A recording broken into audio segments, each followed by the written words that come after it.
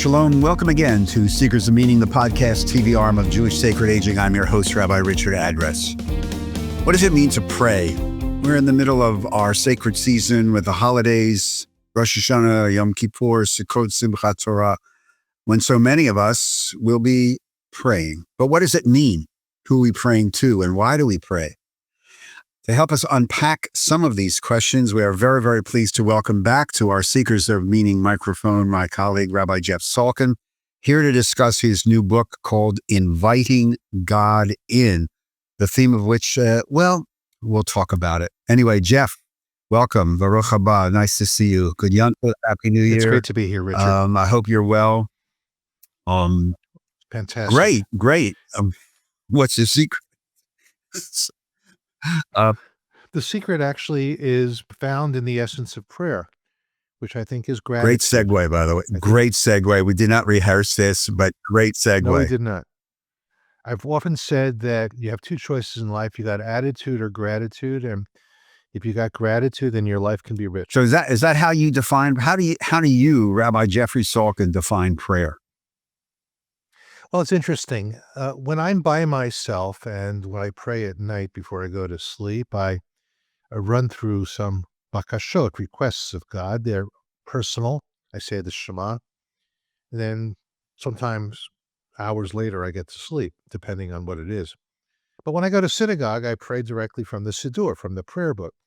And in those moments, I have to say that even if I don't always agree with every single thing that's in the prayer book, or I find some of the language overblown and hyperbole filled with praise for God, at that moment, I take an approach that I am encountering now the sacred literature of my people. And by being present in that community, I am aligning myself and Velcroing myself onto that history. Do you need that book to pray? Well, I think you can pray from the words in your heart. That's certainly the case. That's certainly the way it was in the Torah. Torah is filled with spontaneous prayer. The shortest prayer in the entire Bible is when Moses prays for the healing of Miriam. El na refanallah, oh God, please heal her, please. But I think at a certain point in Jewish history, the idea of leaving this stuff up to us becomes problematic, because what happens is that Jewish liturgy, following Jewish theology, creates a structure and a set of rules and words and basic themes for our prayers. It has an educational value. It locates us within the entire scope of Jewish history and all Jews who are alive, past, present, future, in all places. And I think that the importance of that is that it doesn't leave it to the worshiper. Many of us are not exactly spiritual giants. One of the problems that I think many people have with prayer is that we are a poetry-deprived people. Most people do not read poetry, and prayer is poetry believed in. By establishing the themes of prayer, our ancestors got it right. They knew that we had to teach belief, and the best way to teach what Jews believe is using the Siddur, the prayer book, as the primary textbook. So Inviting God In, CCAR Press, recently published and available, I would imagine, all the usual suspects when it gets books. The structure, Jeff, revolves around what? Because you structure this book to parallel and comment upon the prayer service itself, correct? Well, Richard, let's start with how the book comes into existence. For 20 years or more, I've been making marginal notes and post-its in prayer books that I've prayed from, comments, midrashim, stories, and jokes. And I've used those to teach kids, both individually and in groups at worship experiences, what the meaning of prayer is. And then I discovered that adults love this as well. So I started doing learners services where we would go through the meaning of the prayers.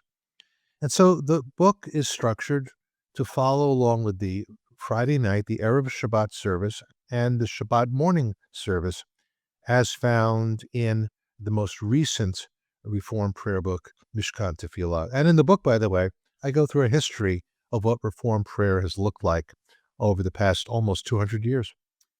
You know, that opens the door a little bit. the meaning or role of prayer in the Reformed liturgy over the last 200 years, just in our rabbinate, and you are much younger than I am. Much. Don't Much, push much. it. Uh, 10 years, that's, but, who's counting? that's right. The changes in the prayer modality that when we walked out of HUC and now, very, very different. Very, very different. When we walked out of HUC, of course, again, you walked out of HUC several years before me, Yeah, almost 10 years 72, before 72. me, and I was ordained in 81. You were ordained and you grew up with, and I grew up with the Union Prayer Book, which is the product really of Rabbi David Einhorn, who was the rabbi at your home synagogue at Mhm. Knesset Israel in Philadelphia, though several decades before Okay, you were let's not born. push it. And David Einhorn basically had a prayer book, which he called Olat Tamid, the Perpetual Offering, and he cleaned it up. He took out many things that he thought were no longer relevant in an American context. So it was a modernized prayer book, as it were. I sometimes wonder about the things that were left on God's cutting room floor. The key word here is union. The institutions that Rabbi Isaac Mayer Wise created within the Reform movement, he had also created a prayer book, which got rejected.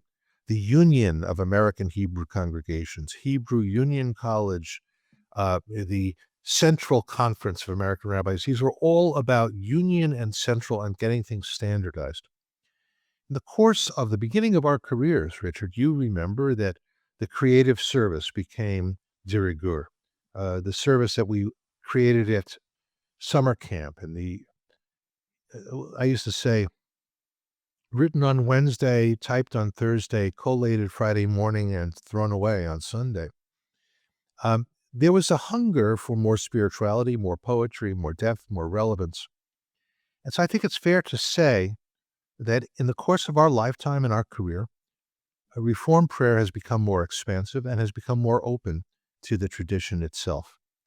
And I think it's an important way for us to approach the tradition. I sometimes regret that our Reform ancestors cut things out of the prayer book. I wish they had left them in and just allowed us to meditate on them and to think about what they could mean rather than curating and pre-digesting this experience for us. The in the context of the book, inviting God in, you postulate this structure of 4 acts, which I found this to be really very, very interesting, the way to visualize this. The 4 acts are what we believe, what we need, what we learn, and what we hope.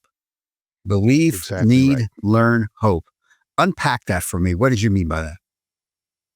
Well, as I looked at the Siddur and I looked at the sections of the service, I said there's a unifying theme here. So in the first major part after the Baruch Hu, the Shema Uvirkoteha, the Shema and her prayers, you have prayers about creation, prayers about God's love for us reflected in Torah. You have a final prayer about redemption, with the symbol being the parting of the Sea of Reeds when we get out of Egypt. That's what we believe. That's Jewish theology 101.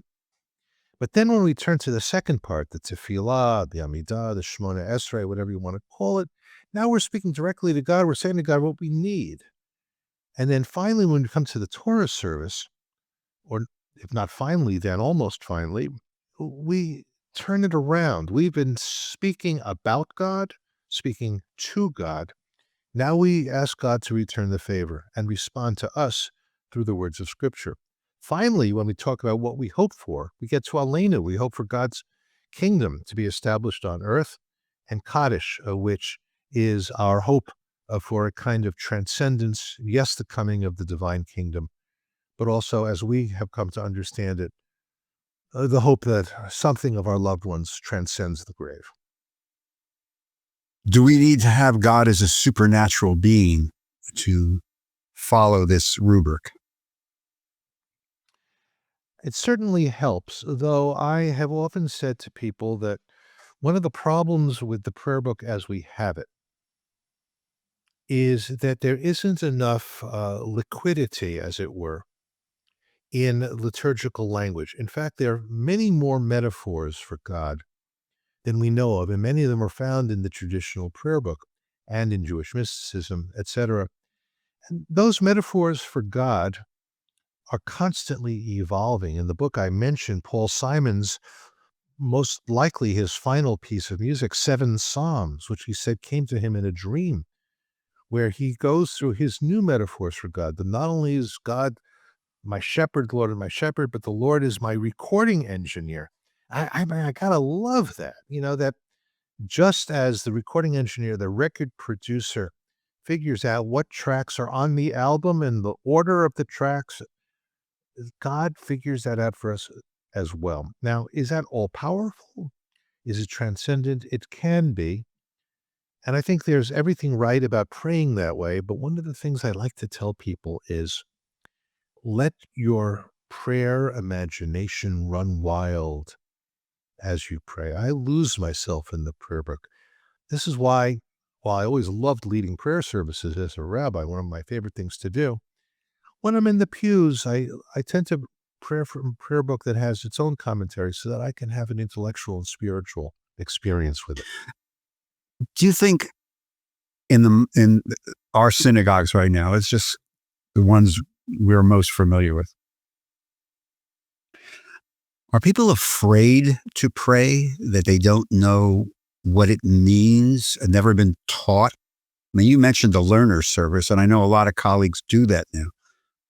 But do you think people are just saying, I'm uncomfortable, I don't know how to do it, I don't know what the words mean, so I'll just ignore it? Well, let me say something about Jews of our social class. We are allergic to confessing and demonstrating our incompetence at anything. You take a brain surgeon, you take a defense attorney, you take a corporate CEO, and you put them into their professional situations. And these are people who are deified for what they know how to do, but you put them into a synagogue and they feel woefully behind. And there's a reason for this. For decades, Jewish education has faltered. I think it's a kind word. I think we are at the end of a very long loop of secularization within the Jewish community. And so, yes, people do feel incompetent Hebraically. They certainly feel incompetent, but they also feel that they don't understand the metaphors, the rules, the poetry. And as I said, we're a poetry deprived people. Every publisher will tell you that in general, with the exception of, let's say, Billy Collins, who was the poet laureate, or the late Mary Oliver, poetry doesn't sell. No one publishes poetry. No one reads poetry anymore. And also, there's something else. The Pew Report makes it very clear that if you look at American religious groups, the religious group that is least likely to be in a worship setting on any given weekend happen to be the Jews. And of the Jews, Reform Jews are the least likely of them. It's possible that Reform Jews, the people that you and I work with mostly, Richard, are the most secular people in America. So there's a lot to overcome. So you mentioned the phrase in your beginning of that answer was that you think we're in a period, ending a period of secularization in the Jewish community.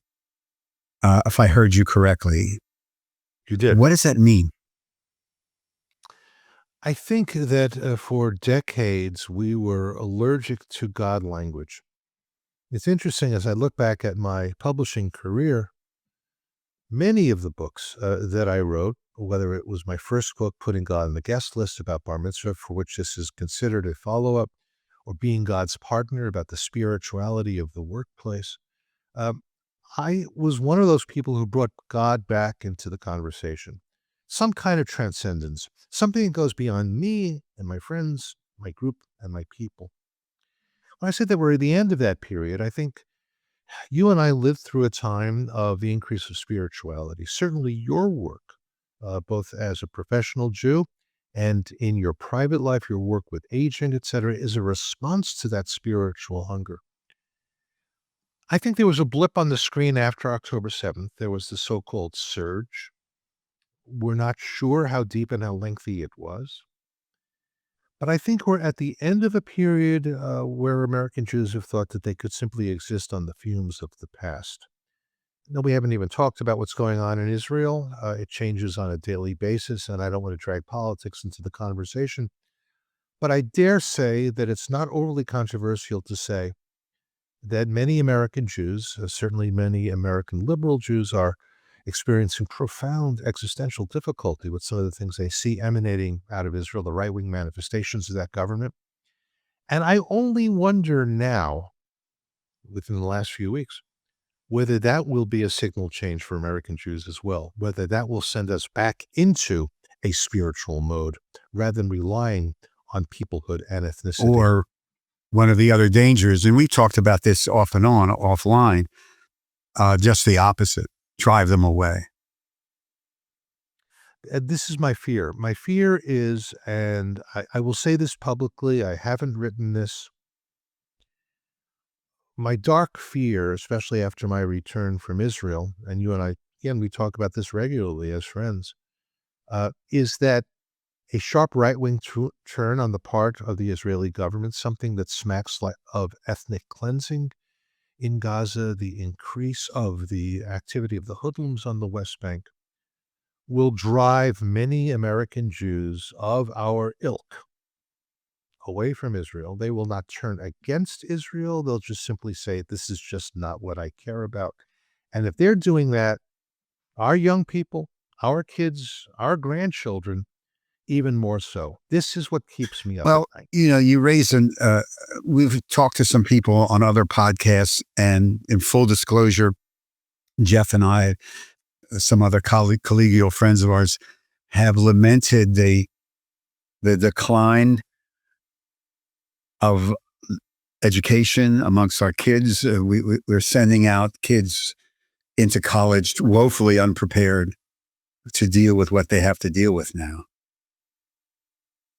So at the heart of the book, Inviting God In, if you were, I'm going to give you, if you were restructuring the religious education for the non-Orthodox, liberal, suburban American community,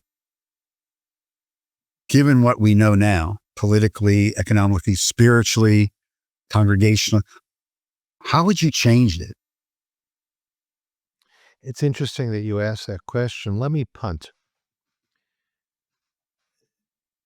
and invent something off the top of my That's head. why I'm asking. The traditional phrase about kavanah, about intention, intensity, and focus in prayer is "Da lifnei mi ata omed," know before whom you stand, and that's about God. Ready?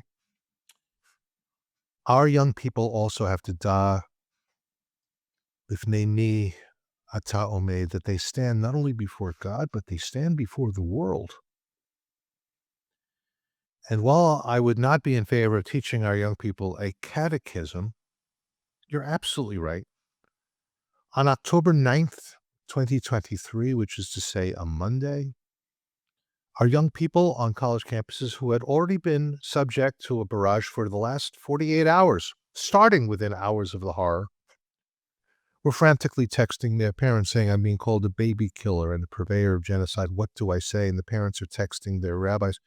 Because the truth of the matter is that parents colluded in a system whereby their children did not get any Jewish education of meaning or depth after puberty. And I write about this in my previous book, Tikkun Ha'am, Repairing Our People, Israel and the Crisis of Liberal Judaism. So if I were restructuring Jewish education now, as important as I believe prayer is, I think life skills are significantly important, and our young people have to know before whom they stand. And while God is a harsh judge, so is the world, and our young people have to know their story. They have to be confident in their narrative. They have to be able to fight back and not put their tail between their legs. We need vigorous and rigorous institutions in the Jewish community, broadly based and generously funded, that will create that future for our kids. I really feel very deeply about this. And I think that the entrepreneurs, the givers, the dreamers, and the visionaries who come up with a better plan for how we deliver this will win what I think should be the Jewish equivalent of a Nobel Prize. Is our survival at stake around this issue? I mean, that may sound like a dramatic question, but when you step back a little bit, and if we're turning out a generation of young people who really don't know before whom they stand. Survival is a deep and dangerous word. You and I, again, with decades in the rabbinate, remember when Jewish survival was on everyone's lips, and then it became continuity. Right. I think what is in danger is not the survival of the Jewish people, but the survival of the Jewish story. Everywhere we go, it is under attack. I said to someone today that this phrase, this poisonous, toxic phrase of globalizing the intifada, it's already been globalized. There's the rock and roll intifada where you go to rock concerts and rock stars are denouncing Israel. There's the publishing intifada where Jews can't get their books published. There's the bookstore intifada. There is the academic one in the faculty lounge and on campus itself. So on every front, Jews are fighting an uphill battle against the war against their story. And to circle back to this book, the prayer book is our story. It is a collection of reflections on who we are and why we are what we are. So, for example, when I look at the prayer, Baruch atah Adonai, Eloheinu melech haolam, blessed are you, Adonai, our God, ruler of the universe, she'asani Yisrael, who has made me Yisrael. I reflect on the fact that in the traditional prayer book, that was a negative. Shalo asani goy, who's not made me a Gentile. We made it positive. Who has made me. Now, listen carefully. Because this is one of those insights that came to me while I was at services. Why doesn't it say Asani Yehudi, who has made me a Jew? It says Asani Yisrael, who has made me the Jewish people. I, in my life, Richard, I walk the walk of my ancestors. There's a wonderful phrase that the sages say, that everything that happened to the patriarchs, and now I would say the matriarchs, happens to us. Their lives are the blueprint for us. So I am their story, and I am the story of the Jewish people. What is my Pharaoh? Who is my Moses? What is the wilderness I walked through? What is my promised land? And I'll go one step further. Just as Medinat Yisrael, just as the state of Israel is judged and taken out of context, we all are judged sometimes and taken out of context. And we want an honest assessment of who we are as the state of Israel is. So in that one-liner, if you unpack it, there's a world of meaning. So you write about those first 6 words in the book. You talk about, quote, a boot camp, unquote. What do you mean by that? Well, I think that American Jews, certainly our young people, but American Jews in general, need a prayer boot camp to teach them the language of Jewish prayer. We are stuttering in front of the divine. Cynthia Ozick, the great American Jewish literary figure, who, by the way, is 97 years old, years ago wrote a poem called In the Synagogue, I do not understand the book in my hand. Who can teach me to return? We don't understand that book.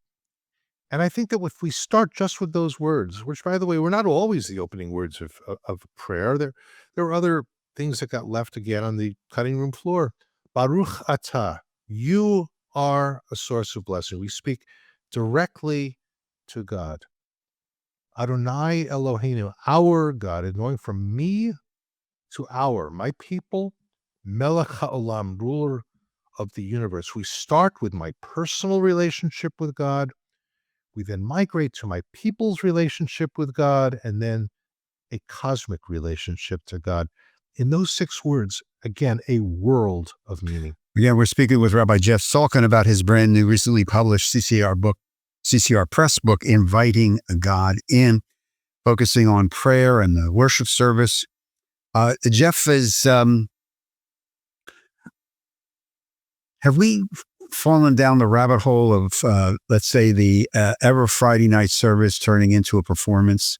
In other words, come to our center. We're going to make you feel good. We're not going to bother you. We're not going to challenge you, but we just want you to make you feel good. Because after all, we want you to be a member.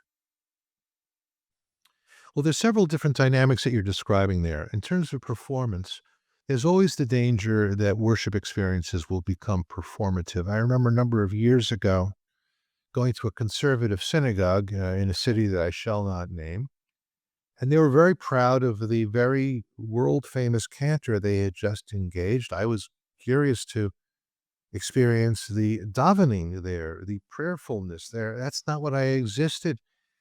Even in a conservative synagogue where people really do pray, it was incredibly frontal. Here they had this star singing for them, and they were sitting there like deer caught in the headlights. The more creative services, the more creative rabbis I've experienced in cantors, clergy teams are involved in getting people to be emotionally involved and spiritually involved in it. Number two, there's always the danger that religion will migrate into therapy. And this is something that was written about decades ago, that in America, the therapeutic has become the dominant mode of thinking. We judge things by how good they make me feel, and we judge people by how good they make us feel. And it's got to be now. In other words, that feel good moment has to be now. I frankly wish that we could use the words of the prayer book to challenge people more often. One of the things that I've been saying to interviewers, and I'll echo this for you as well. I wrote this book as a commentary on the prayer book because it occurred to me that you and I have grown into our rabbinates at a time starting in the mid 1980s when many synagogues rediscovered the Torah as something to study. There are Torah study groups everywhere. Rare is the Reformed synagogue that doesn't have Torah study on Shabbat morning. But why don't we treat the words of prayer the same way? There is a curious lack of curiosity about this. There's something else I want to say. Prayer is about praising God. It's about belief in God, asking things of God, putting our needs before God on Shabbat. There aren't many of them because we pretend that we have no needs. But I come from a place where I want my prayer experience, and this is true now in modern Reformed liturgy, to allow people to express their anger, their sadness, and their disappointment with God. And we need more prayers of protest, which, by the way, are all over the place. Certainly many were written after October 7th, but you don't have to look that hard. Israeli poetry, Yiddish poetry. There's a way of engaging the whole self in this sacred project, and I think we can be doing much more of it. Yeah, I'm a big fan of this in a sense of in the work that we do in Jewish sacred aging.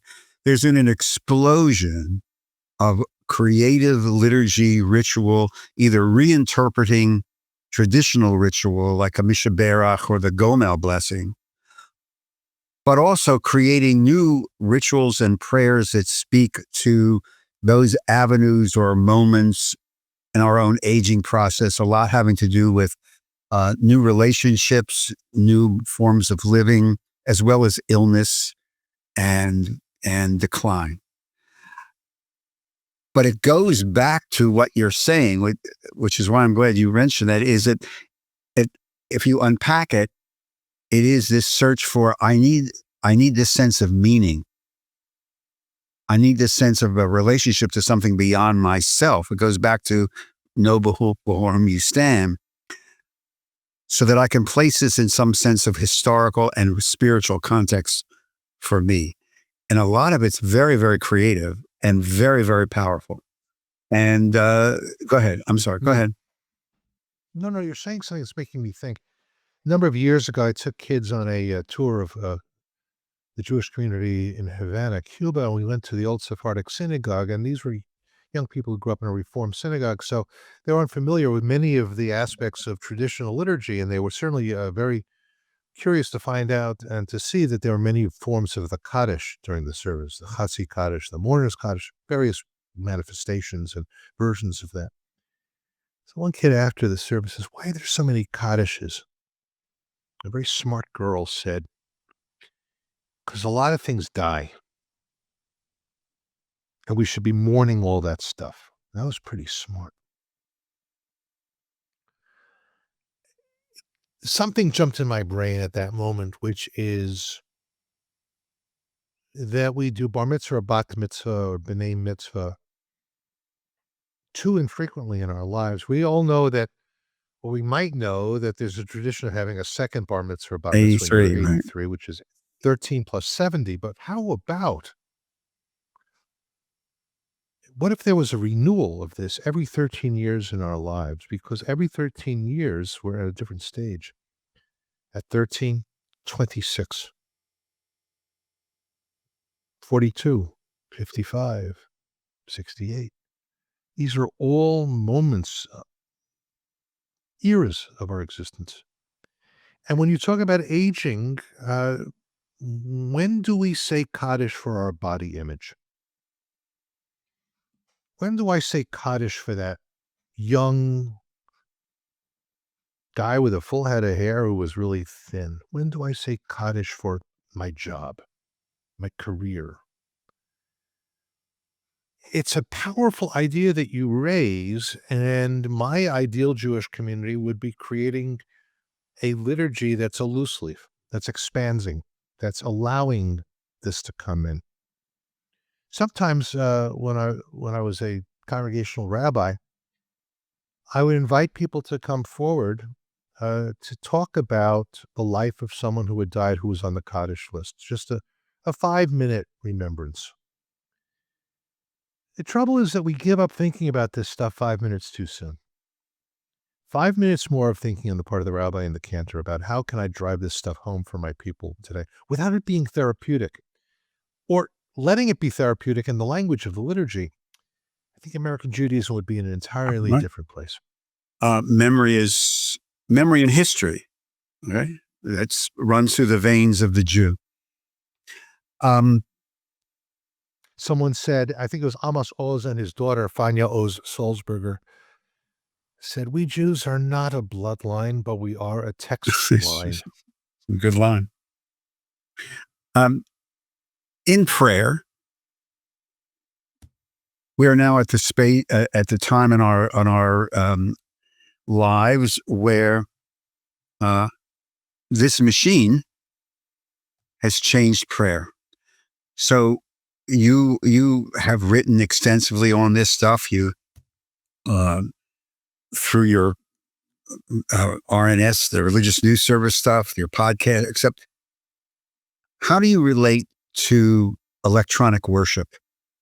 How you, as Rabbi Jeff Salkin, do you welcome it? Do you see this as just another adaptation, historical adaptation to bring the word of God or spirituality or prayer, whatever you want to call it, to different types of people in different formats? I'm of two minds on this, Richard, I have to say. Uh, number one, in the spring of 2020, you'll recall we had this thing called the universal pandemic. And within days, I became fluent in the language that you and I are using right now, which is Zoom. And services were on Zoom. And I turned the prayer book into a PowerPoint, which made it passive, There were times where people would sign in, they'd be like sort of lying on their couch and not looking Eating particularly dinner. attractive. Yes, we've all been there. I know. And it became worshiptainment, with some synagogues doing a fairly good job of it, but it left people passive. Or, as our young people would say, you only see it as being passive, they're being active in a different way. I am a heretic. During COVID, we certainly used on-screen worship. And I also experimented not only with the words of prayer, but putting graphics and photographs and using video in this. So it was kind of a in an experimental mode. But the fact is that I am not crazy about what we call visual tefillah, of having it on the screen.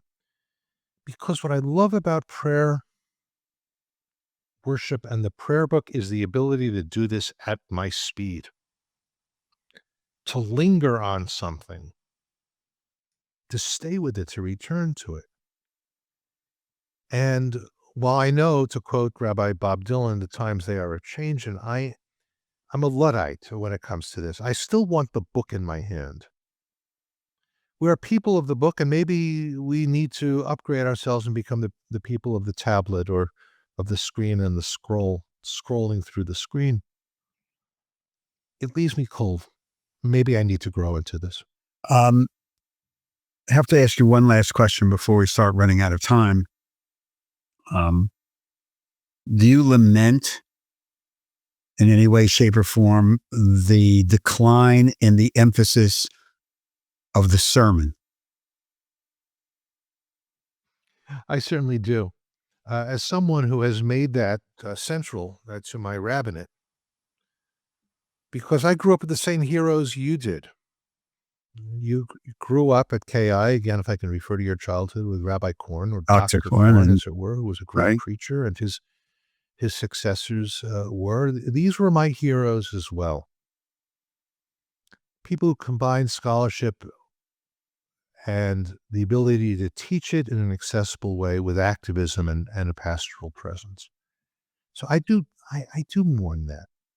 And the truth is, I think that people's ability to sit still has shrunken over the years. I sometimes read the sermons that were written by our colleagues in the 1500s and 1600s, pages upon pages upon pages, and political leaders, some of whom were unsavory characters who used to speak for 45 minutes to an hour to 2 hours or so. And when I see the big philosophical ideas that people in the pews were encountering in the 1500s in these sermons, Aristotle and various other thinkers, it frankly dazzled me. So I am sad that the sermon, the presentation of a text and an idea, has disappeared in many places. Now, it can be 18 minutes, it could be 20 minutes or whatever. But I am sad that this has become, in some cases, storytelling. The Devar Torah, of course, is important, the teaching of Torah, but a sermon that has something to say beyond what the text is saying, I think is extremely important. And I will say this. For any of my colleagues and my younger colleagues who might be encountering this session and who believe that this is not what people want anymore, I'm afraid you've got it backwards. This is exactly what people want. They hunger for this. And they know that not all available wisdom is going to come to them from the op-ed page in the New York Times or the Atlantic Magazine or through podcasts. They want a real flesh and blood person before them, teaching them something that they cannot get elsewhere. And that's a very big And deal. with whom they can exchange ideas and dialogue. Exactly right. I, for example, believe, I've been saying this to friends of mine, that with the current crisis in Israel, that rabbis should not pretend that they are experts in politics or military strategy, that these issues are so weighty in the community now that a one-way frontal sermon will not suffice. I'm trying to convince rabbis to engage their people in conversation and Yes. learning around these issues. Yes. I've had that conversation several times in several congregations in the last 6 to 8 months. And the reactions have been frustrating. I'm going to be honest with you. Very frustrating. That's another story for another time. But I just wanted to thank you and focus on the book. Inviting God in, CCAR Press, to our colleagues out there, educators especially, people who are planning programs of adult education next year for the coming year. Take a look at this book, because I think you can, as Jeff was saying, structure a mini class or several classes around walking and educating through the prayer book and demythologizing the prayer book. And if we can do that one step at a time and include the kids, include those confirmation class kids before they leave. It's really important for them to embrace this and understand, as my colleague had said at the beginning, knowing before whom we stand. Jeffrey, take care of yourself. Shana Tova. Stay healthy. Shana I'm Tova sure to we'll everyone. connect a lot more. To all of you, thank you very, very much for your attention and your time and joining us on today's edition of Secrets of Meaning, the podcast TV arm of Jewish Sacred Aging. If you have a comment or a question, please feel free to email me at Rabbi Address at jewishsacredaging.com. Check out the website, jewishsacredaging.com. Check out the very conveniently located a donate button to help support our work and our podcast. And if you'd like to become a sponsor of several of these podcasts, just email me. We'll take it from there.